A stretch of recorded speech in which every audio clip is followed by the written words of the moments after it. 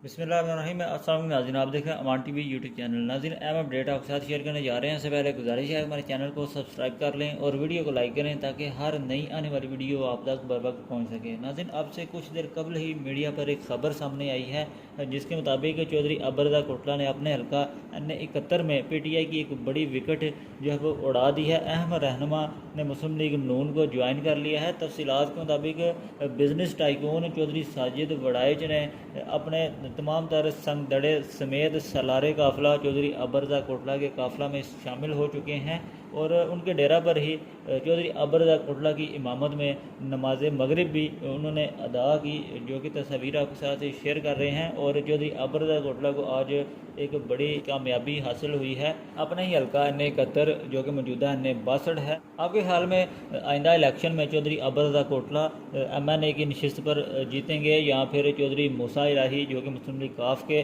जो है वो उम्मीदवार हैं? कमेंट बॉक्स में अपनी राय से ज़रूर आगाह करें। अगली वीडियो तक के लिए दीजिए इजाज़त। अल्लाह हाफ़िज़।